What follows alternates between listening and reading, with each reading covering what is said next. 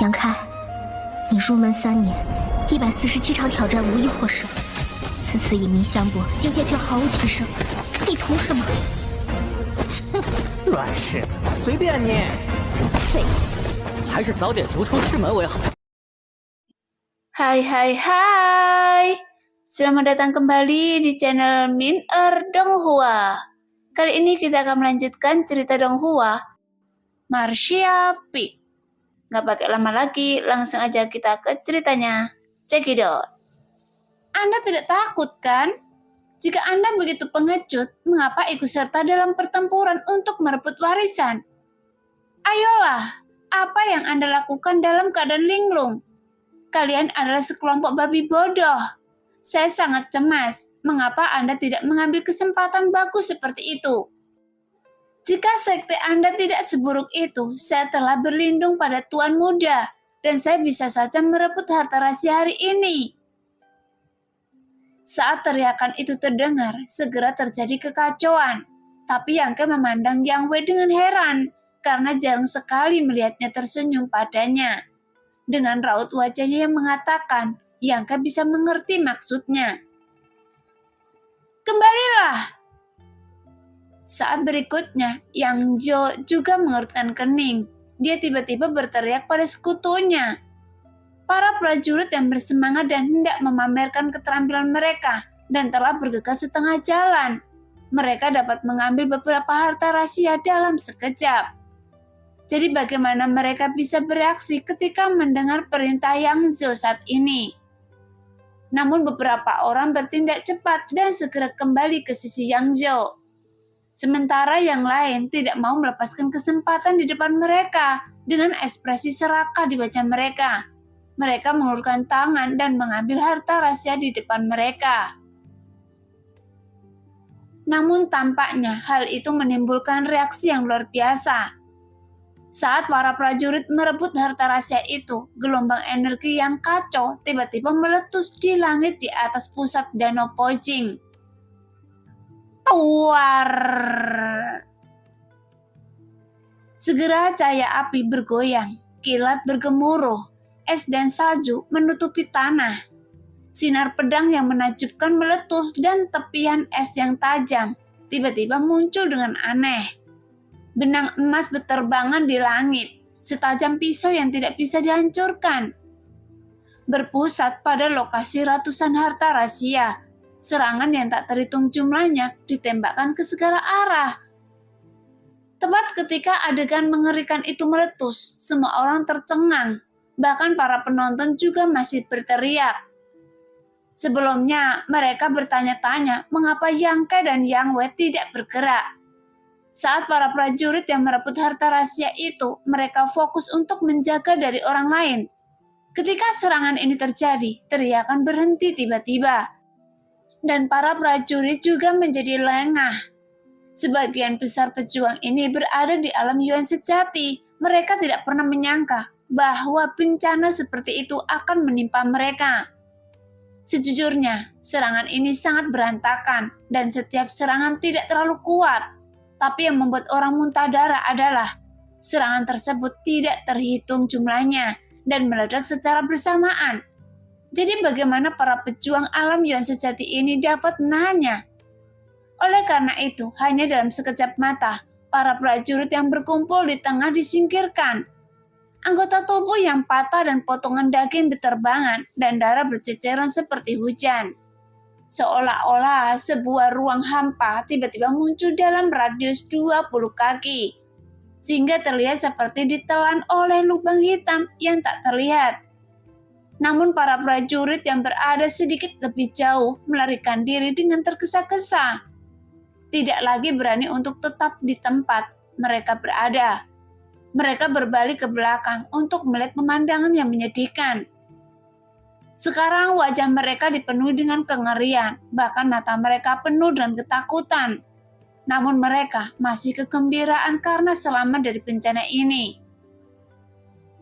Setelah kejadian itu, pemandangannya sunyi, kecuali suara cipratan tubuh yang jatuh ke dalam danau yang sangat keras. Cukup berbahaya. Yang Ke melotot dan berteriak dengan dingin karena semburan energi yang tiba-tiba, bukan karena serangan yang dilancarkan oleh para prajurit perampasan, tetapi dari ratusan harta rahasia. Kumpulan harta rahasia ketiga ini jelas telah dirusak sejak lama dan telah diisi dengan esensi sejati oleh orang-orang kuat sebelumnya. Ketika seseorang mengambilnya, kekuatan yang terkandung dalam harta rahasia akan diaktifkan saat para prajurit itu pergi untuk mengambilnya. Jelas ini hanyalah jebakan yang dibuat oleh keluarga Yang untuk para pejuang yang ingin merebut harta rahasia kali ini. Dengan dua kumpulan harta rahasia muncul, itu dapat menurunkan kewaspadaan para prajurit.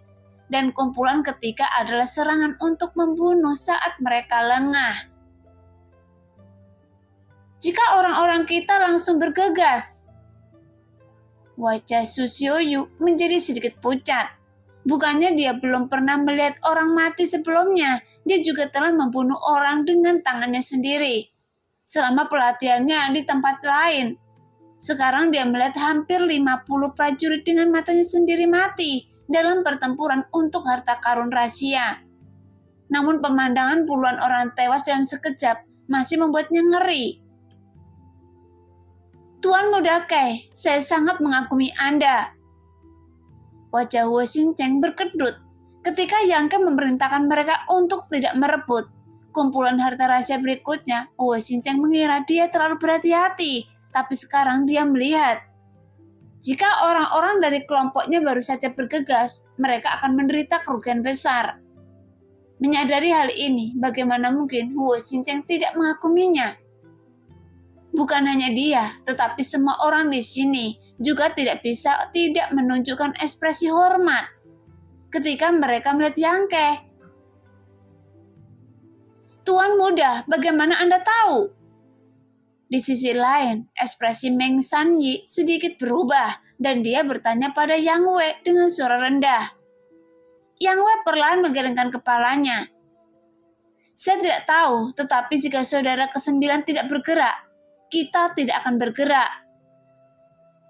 Semuanya akan mengikutinya. Maksud Anda baru saja melihat Yang Ke? Iya. Yang Wei mengangguk.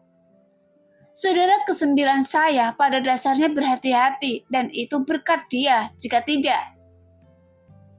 Meng Sanyi menarik napas dalam-dalam dan tidak lagi berani meremehkan Yang Ke. Beralih untuk melihat murid keluarga yang lainnya, Yang Zhou memiliki ekspresi bahagia dan ketakutan. Untungnya perintahnya disampaikan tepat waktu dan dia hanya kehilangan 3 prajurit yang ingin merebut harta karun itu. Sebaliknya, Yang Kang dan Tuan Muda lainnya tampak pucat dan jelek. Bagaimanapun itu adalah pasukannya. Namun Yang Shen dan Yang Ying paling menderita. Ketika harta rahasia gelombang ketiga keluar, masing-masing bergegas lebih cepat dari yang terakhir. Jadi serangan yang terjadi di tengah hampir semuanya ditanggung oleh orang-orang mereka. Sehingga setiap keluarga kehilangan lebih dari selusin orang dan menderita banyak luka. Termasuk banyak dari alam abadi tingkat bawah.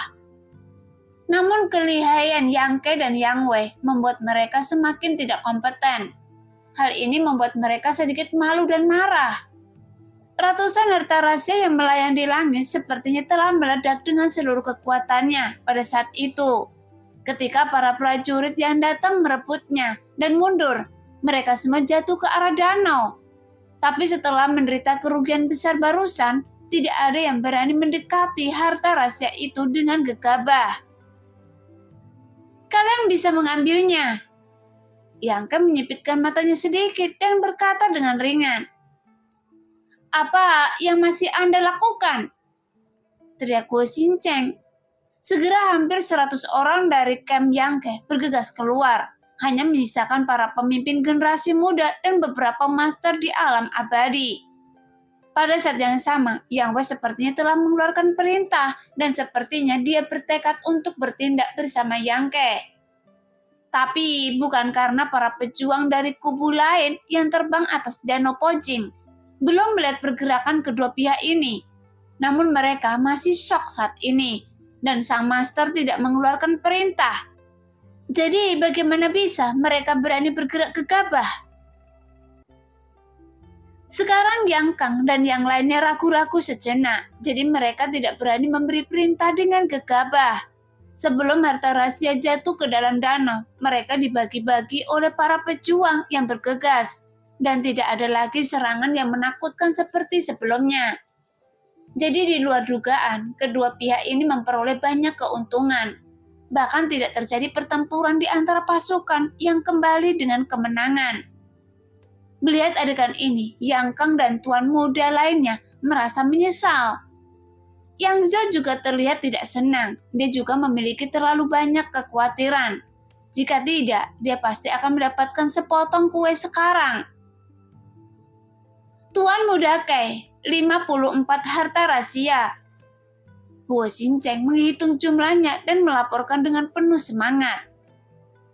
Dan semuanya adalah kelas tertinggi di tingkat bumi. Yang Kang mengangguk sedikit menatap Yang Wei dan berkata, "Saudaraku, jangan berkonflik dengan mereka di masa depan." "Ya, kami mengerti." Semua orang mengangguk serempak. Yang Kang baru saja melihat dengan jelas bahwa ketika merebut harta rahasia, beberapa orang di sisinya menyerang sekutu Yang Wei. Tetapi orang-orang itu hanya membela diri dan tidak melawan. Jadi seharusnya Yang Wei telah memberi mereka perintah. Justru karena alasan inilah pasukannya mengambil beberapa item lagi di sini. Dari sudut pandang ini, kakak laki-laki tertua sepertinya tertarik untuk membentuk aliansi dengan dirinya sendiri. Jika tidak, dia tidak akan menunjukkan kebaikan seperti ini. Tuan muda Kei, apa yang harus kita lakukan selanjutnya? Haruskah kita menunggu dan melihat apa yang terjadi? Tanya Tuan Huo sambil tersenyum. Yang Kang menggelengkan kepalanya. Mereka tidak bodoh. Hal baik seperti itu hanya terjadi sekali. Anda masih harus merebut kelompok berikutnya. Tetapi yang harus Anda hadapi bukan hanya serangan dari musuh, tetapi juga serangan yang diilhami oleh harta rahasia. Hati-hati. Gunakan semua seni bela diri pertahanan dan harta rahasia. Jangan mati terlalu cepat. Mendengar itu, semua orang mengangguk serempak. Alasan mengapa kumpulan harta rahasia baru saja membunuh begitu banyak orang adalah karena semua orang waspada terhadap lawan mereka, sehingga mereka tidak menyangka bahwa harta rahasia ini telah dimanipulasi secara pasif, yang membuat mereka tertangkap basah dan terkena begitu banyak serangan secara intensif. Bahkan mereka yang berada di alam kenaikan abadi tidak dapat menahannya, dan ini baru harta rahasia gelombang ketiga yang muncul. Tapi sudah ada ratusan mayat di danau cermin pecah. Ketika 1000 harta rahasia muncul, berapa banyak orang yang akan mati? Memikirkan hal ini, baik penonton maupun prajurit yang terlibat bergidik, karena keluarga Yang dan 7 keluarga lainnya bertindak terlalu kejam kali ini. Tuan muda Kei, apa yang harus saya lakukan dengan harta rahasia ini? Terlalu banyak. Huo Xincheng bertanya dengan senyum miring dan semua orang bisa melihat kebanggaan dalam senyumannya. 5 senior keluarga Duanmu akan merawat mereka. Yang Kang bertanya kening. Jelas jumlah harta yang dicuri hanya akan bertambah. Harta ini bermacam-macam bentuk dan ukurannya. Ada yang besar dan ada yang kecil. Yang kecil hanya sebesar anting dan yang besar sebesar parang dan lembing. Jelas tidak praktis untuk membawanya bersama mereka. Jadi Yang Kei harus memiliki seseorang untuk merawatnya. Meskipun menugaskan sekelompok master untuk tujuan ini juga merupakan tindakan berbahaya. Tapi Yang Kei memperkirakan semua orang juga harus melakukan hal yang sama. Sekarang 5 prajurit alam abadi dikirim untuk menjaga harta rahasia. Karena hanya level ini dan jumlah ini yang dapat menghalangi musuh. Namun dengan cara ini jumlah master yang bisa digunakan juga akan berkurang 5. Namun kemunculan harta rahasia gelombang ketiga juga telah mengganggu keseimbangan 6 kubu utama. Jika Yang Kang dan yang lainnya tidak dapat menangani situasi yang ada, mereka hanya akan menjadi semakin pasif dan mendapatkan keuntungan yang semakin sedikit. Yang Ken merutkan kening dan memikirkan cara memperluas keunggulannya. Tapi tanpa menunggu lama, kumpulan harta rahasia keempat muncul kembali. Meski bukan hal yang baru, mereka tetap muncul dari dasar danau. Namun kali ini semua orang tenang. Meski mereka menyerang, mereka bukannya tidak berdaya.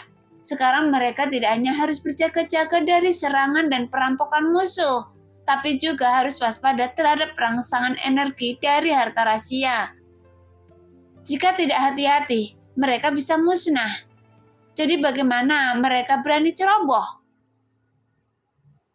Ketika para prajurit dari 6 kelompok besar bergegas ke tengah, mereka semua tiba-tiba berhenti. Tidak ada yang ingin menjadi yang pertama memakan kepiting. Mereka semua menunggu yang lain untuk mengambil tindakan terlebih dahulu agar energi dalam harta rahasia bisa habis. Kemudian barulah membuat rencana.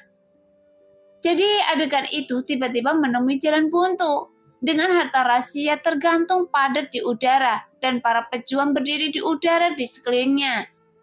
Semuanya waspada dan menilai satu sama lain.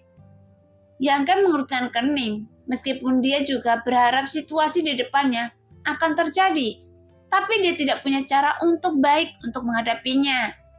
Sekarang siapapun yang mengambil tindakan pertama akan menderita, tetapi tidak ada cara untuk melanjutkan kebuntuan ini. Harta rahasia kumpulan kelima mungkin akan segera muncul.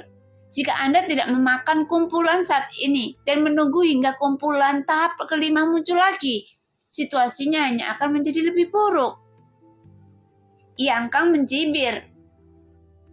Apakah menurut Anda saya bodoh? Siapapun yang ingin mengambilnya, boleh mengambilnya. Saya ingin melihat apakah Anda bisa mengambilnya kembali.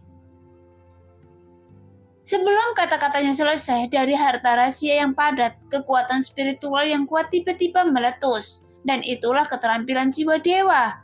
Karena dengan kemunculan tiba-tiba dari keterampilan jiwa dewa itu, langsung memecah kebuntuan saat ini. Segera kekuatan tak kasat mata menyapu, mendorong harta rahasia ke sekeliling dan menghantam kerumunan yang berdiri di udara. Jelas energi milik harta rahasia diaktifkan satu demi satu, dan serangan kuat atau lemah tiba-tiba menyerang sekeliling, sehingga semua orang menjadi panik. Yang Ken menoleh dan menatap Liu Qing. Kemudian dia mengerutkan kening. Jelas orang ini baru saja bertanggung jawab atas keterampilan jiwa dewa. Bahkan menyapa Liu Qing ada di sini. Tidak ada yang tahu apa tujuannya. Karena sejauh ini dia belum berlindung pada tuan muda keluarga yang manapun. Dan dia tidak berteman dengan siapapun. Biasanya dia hanya tinggal di kota perang, namun kali ini dia berlari ke Danau Pojing dengan tenang, dan tidak ada yang bisa menebak niatnya. Sekarang dengan gegabah memecahkan kebuntuan yang jelas bukan pertanda baik. Untungnya semua orang berjaga-jaga kali ini. Ketika harta rahasia itu datang, mereka semua waspada terhadap serangan di dalam harta rahasia. Meskipun nilai dari harta rahasia ini tidak terlalu tinggi, bahkan jika mereka dituangkan dengan esensi sejati oleh orang kuat, mereka tidak akan bisa mengeluarkan potensi penuh mereka, sehingga tidak menyebabkan terlalu banyak kerusakan. Lagi pula, serangan seperti itu akan mudah bagi para pejuang untuk bekerja sama menghadapinya. Setelah memblokir semua serangan, para prajurit sekali lagi jatuh ke dalam situasi kacau. Sebelumnya, orang-orang di pihak Yang Ke telah menerima perintah dan tidak membuat masalah dengan orang-orang di pihak Yang Wei. Hal yang sama juga berlaku. Jadi mereka datang bukan untuk menyerang satu sama lain, tapi kedua pihak sepertinya sudah sepakat untuk hidup berdampingan secara damai. Setelah kebuntuan terpecahkan, kumpulan harta rahasia keempat juga telah dibagi. Tanpa memberi siapapun waktu untuk bernafas, kumpulan harta rahasia kelima muncul lagi. Dan yang mengejutkan adalah kumpulan harta karun rahasia ini tidak muncul dari dasar danau. Sebaliknya, dia muncul dari langit. Sekarang garis-garis emas ajaib melintas di kehampaan, menyatu menjadi lingkaran besar dan kecil. Kemudian dari lingkaran emas ratusan sinar cahaya melesat ke atas. Sehingga para prajurit yang mengambil harta rahasia bahkan tidak punya waktu untuk kembali. sebelum mereka dikejutkan oleh kumpulan harta rahasia tahap kelima.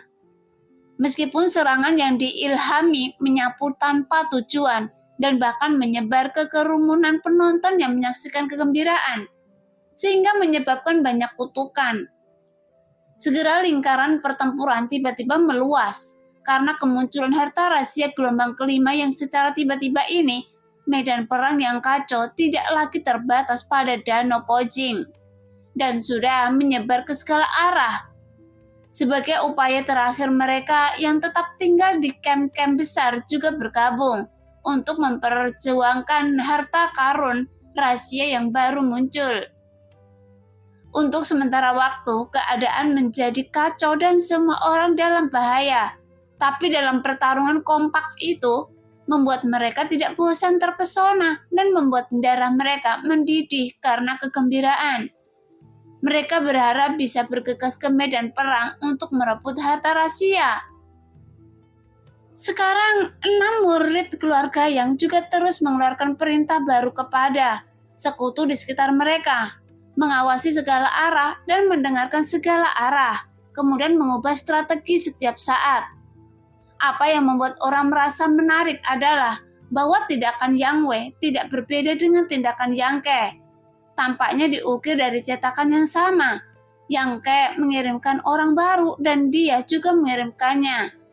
Yang Ke membuat orang kembali dan dia juga membuat orang kembali. Bahkan para penjaga dia juga menggunakan 5 harta rahasia yang dia rampas. Yang Ke mengetahui hal ini tetapi tidak mengatakan apapun. Yang ingin dilakukan kakak tertua adalah kebebasan. Setelah harta rahasia berbentuk lonceng diaktifkan, semburan suara iblis memenuhi telinga sehingga membuatnya tak tertahankan. Energi sebenarnya melonjak dan darah mendidih. Para prajurit di dekatnya berhasil menahan serangannya dan hendak merebutnya. Tetapi ketika huru-hara ini terjadi, dia terbang dan jatuh jauh ke kerumunan penonton. Begitu mereka melihat harta rahasia jatuh ke arah mereka, kerumunan segera menjadi bersemangat. Bahkan semua orang menggunakan keahlian khusus mereka. Segera harta rahasia itu menghilang dan tidak ada yang tahu bahwa harta itu diambil dalam kekacauan.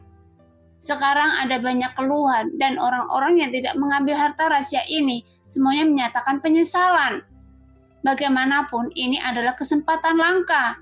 Ada begitu banyak harta rahasia, tetapi hanya satu yang masuk ke kerumunan. Tetapi mereka tidak berhasil mendapatkannya. Jadi bagaimana mungkin mereka tidak menyesalinya?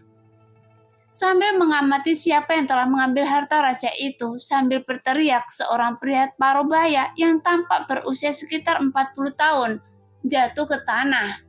Berdarah sampai mati dari 7 lubangnya.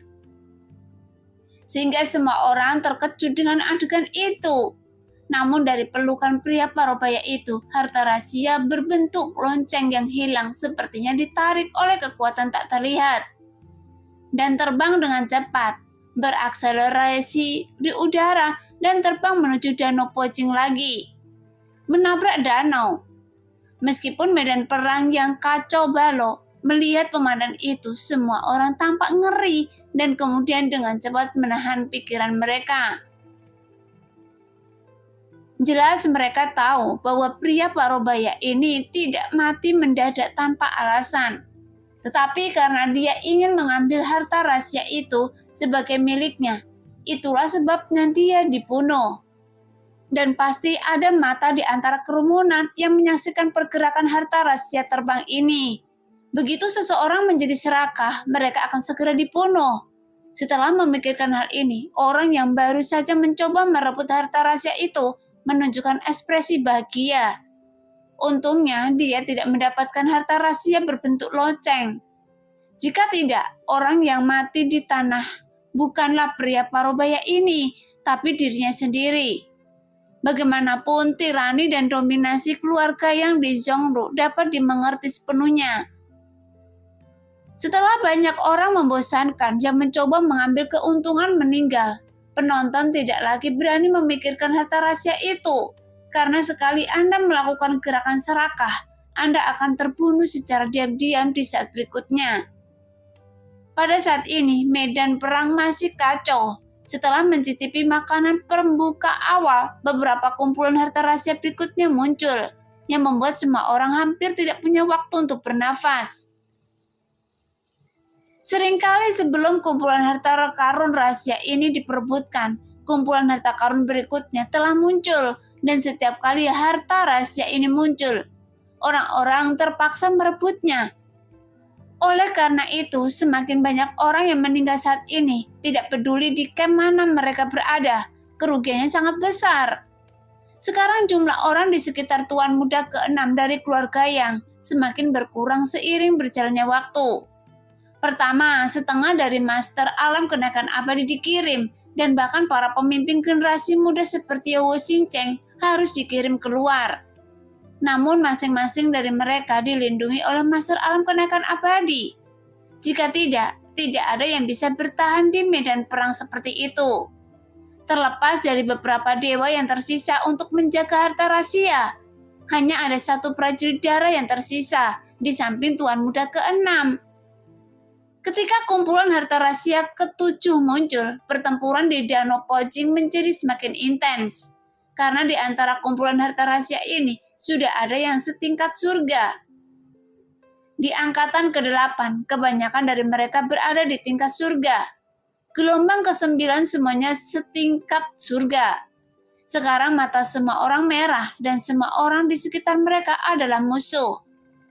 Mereka menggunakan energi sejati dan kekuatan spiritual mereka tanpa ragu-ragu dan menggunakan semua cara yang tersedia hanya untuk membuat masing-masing dari mereka memiliki efek yang berbeda. Rebut harta rahasia itu kembali ke kelompoknya sendiri. Saat ini, para penonton bahkan berhenti bernafas, menyaksikan perkembangan situasi. Para prajurit datang dan pergi, dan setelah mengambil harta rahasia, mereka segera membawanya kembali untuk menempatkannya di bawah perawatan para penguasa alam kenaikan abadi di kelompok mereka sendiri. Pada saat yang sama, semua orang juga telah mengkonsumsi energi mereka dalam jumlah besar. Untungnya selama ini, Xian Ningshan dan orang-orang dari lembah Yowang telah menyempurnakannya kumpulan Ramon yang dapat dengan cepat mengisi kembali energi sebenarnya.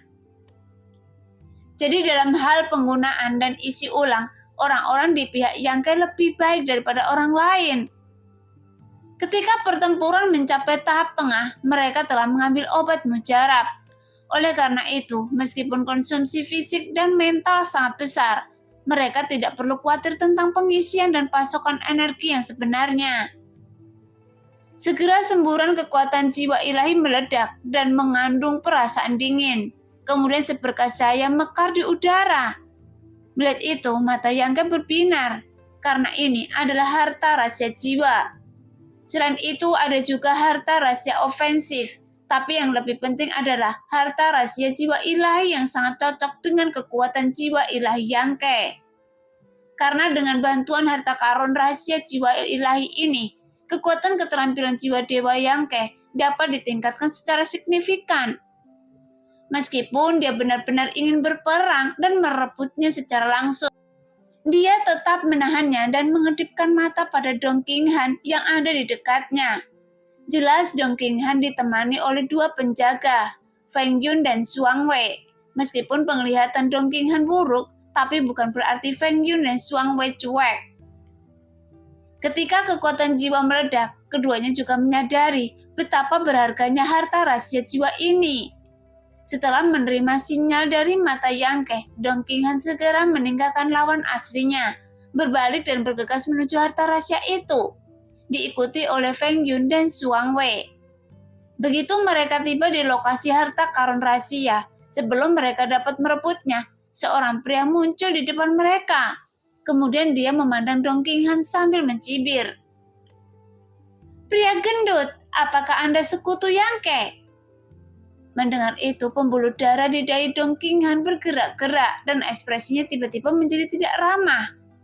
Meskipun Wu Xingchen memanggilnya kakak gemuk, yang merupakan panggilan tersirat dan penuh kasih sayang, tetapi level orang di depannya membuatnya sangat tidak bahagia. Segera cahaya dingin di mata Dong Qinghan memanjang, dan dia menatap pihak lain dengan dingin.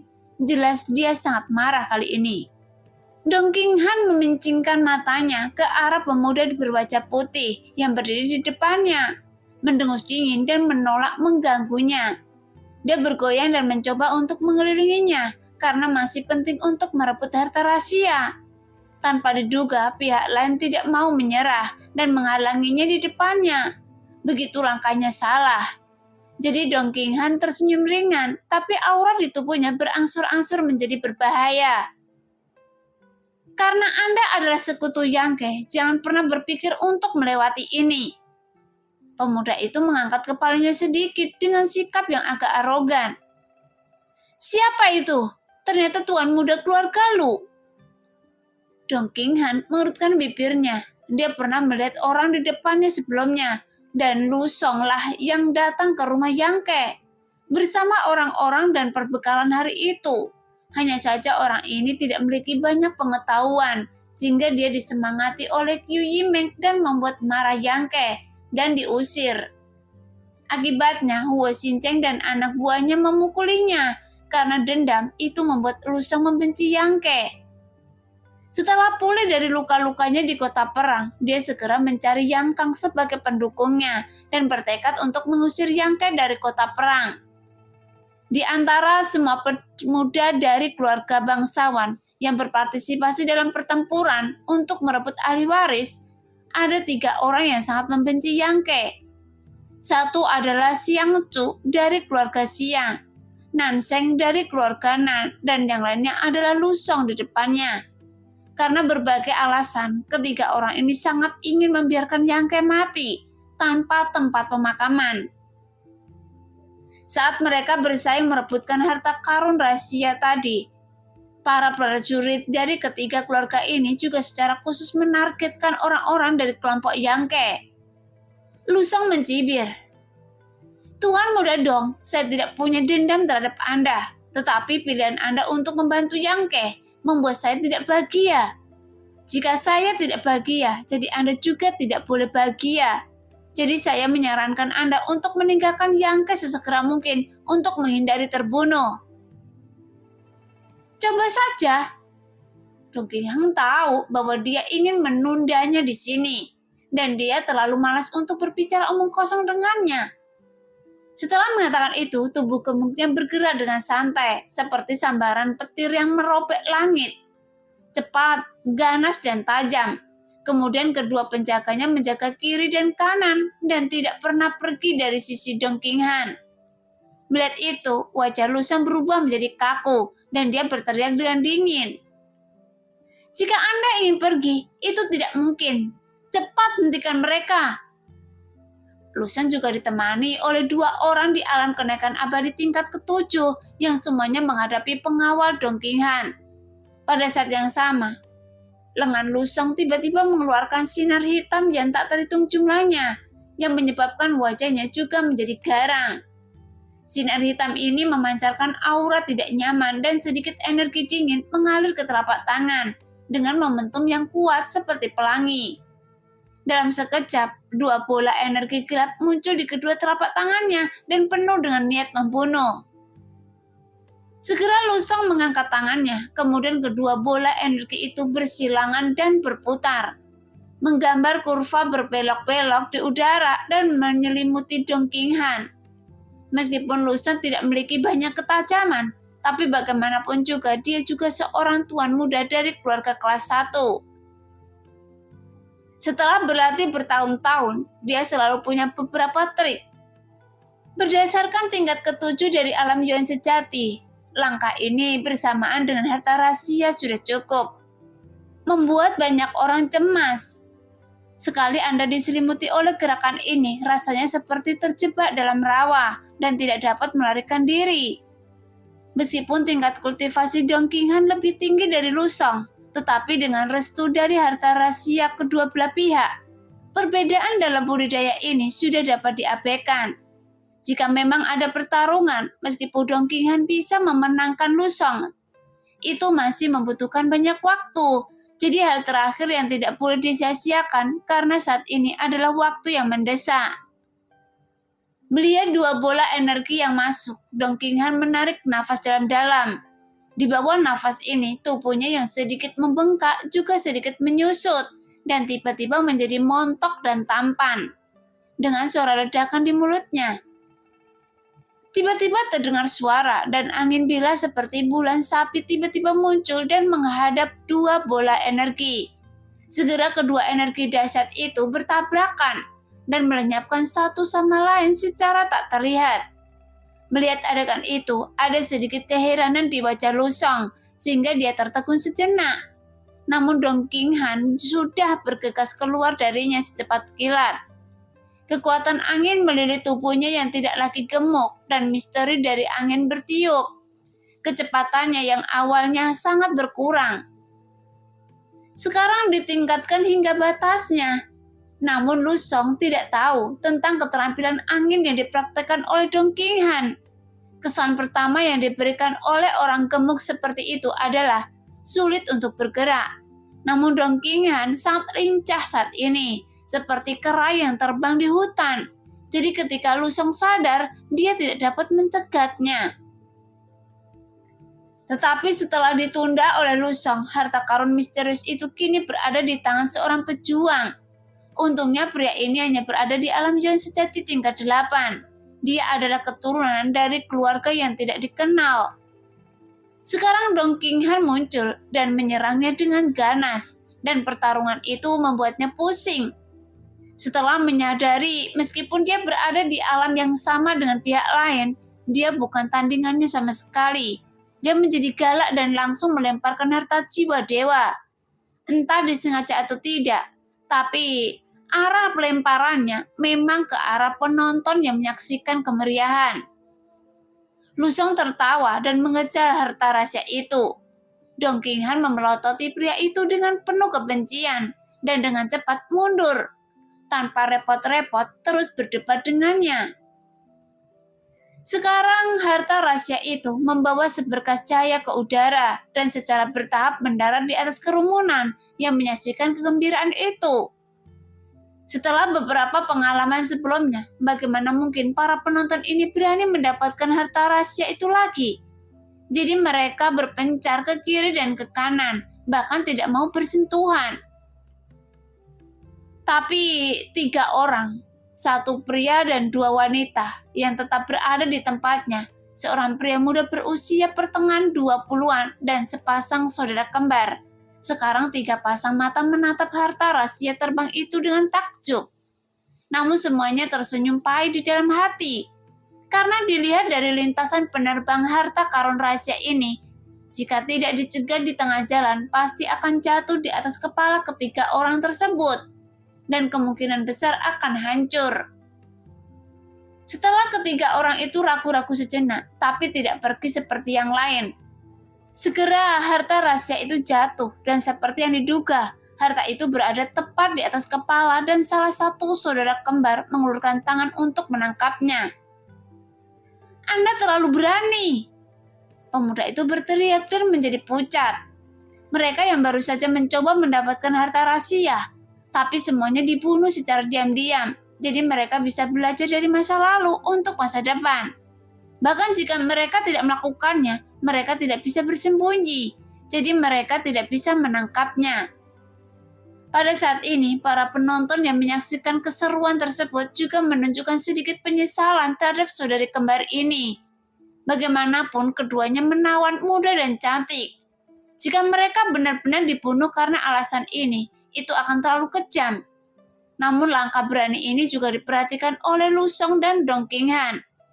Lusong yang datang lebih dulu tertawa liar, mengulurkan tangan dan berkata, "Cepat berikan pada saya atau Anda akan mati." Wajah Dong Qinghan menjadi dingin. Meskipun hatinya cemas, dia tidak melakukan apa-apa karena orang-orang yang menyaksikan kegembiraan itu tidak akan peduli apakah Anda berasal dari keluarga Dong atau keluarga Lu. Untuk menghindari kematian, mereka secara alami akan memilih untuk memberikan harta rahasia kepada orang yang datang lebih dulu. Jika harta rahasia ini benar-benar diperoleh Lusong, maka akan sulit mendapatkannya kembali. Benar saja, wanita itu menatap Lusong dan tersenyum. "Oke." Senyuman yang sangat menawan memiliki pesona alami yang membuat mata Lusong tertuju padanya. Pada saat kritis ini, mau tidak mau dia merasa sedikit terguncang dan darahnya melonjak. Saat perhatiannya teralihkan, wanita itu telah melemparkan harta rahasia di tangannya secepat meteor, tepat di atas kepala Lusong dan terbang menuju Dong Qinghan. Melihat itu, Dong Qinghan cemas. Dia tertangkap basah karena hampir bertabrakan, tapi dia secara naluriah mengulurkan tangannya untuk mengambil harta rahasia tersebut. Tapi dia tidak bisa menahan diri untuk tidak melirik wanita itu dengan heran dan kemudian mengerutkan kening karena dia merasa bahwa dia pernah melihat wanita ini di suatu tempat.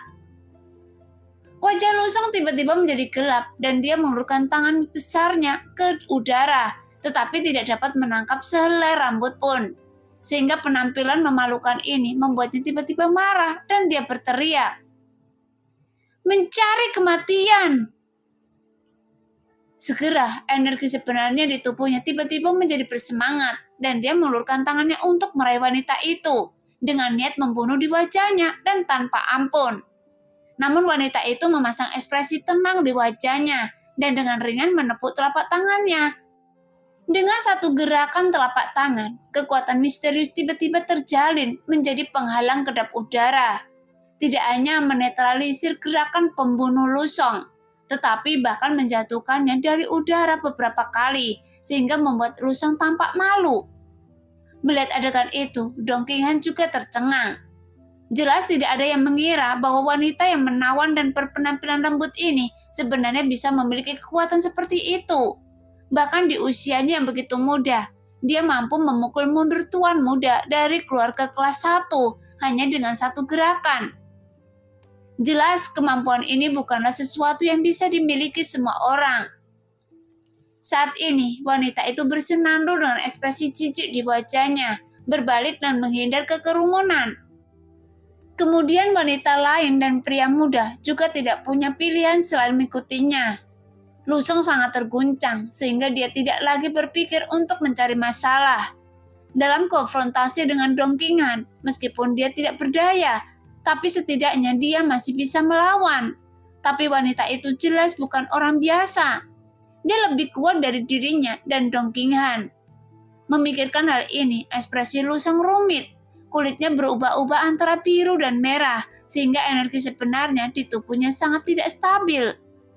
Saat bertarung melawan seseorang dari keluarga kelas 1, keterampilannya saja sudah lebih rendah dari mereka.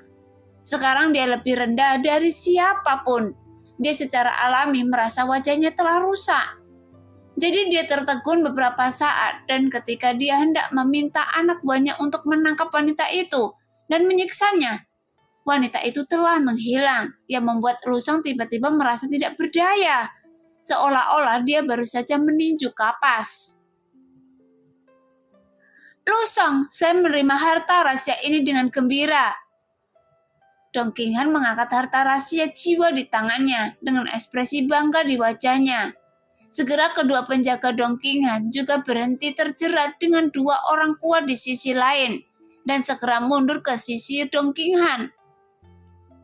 "Tunggu!" Lusong berkata dengan kasar. Ekspresi Dong Qinghan menjadi tenang dan dia berkata dengan sungguh-sungguh, "Tuan Lu, saya menyarankan Anda untuk meninggalkan Zhongdu. Jika tidak, cepat atau lambat Anda akan mati. Karena mereka yang menyinggung sepupu saya tidak akan berakhir dengan baik. Kalau begitu, mari kita lihat apakah dia yang mati duluan atau saya yang mati duluan." Lusong tidak menghargainya. Dong Qinghan menggelengkan kepalanya sedikit, berhenti berbicara omong kosong dengannya. Kemudian dia terbang menuju Yangke. Dalam pertempuran di sini hanyalah salah satu sudut dari keseluruhan medan perang. Penampilan kuat wanita misterius itu hanya dilihat oleh sejumlah kecil orang, tetapi dia dengan cepat dilupakan oleh pertempuran yang mencemaskan itu. Hanya Dong Qinghan yang mengerutkan kening dalam perjalanan pulang.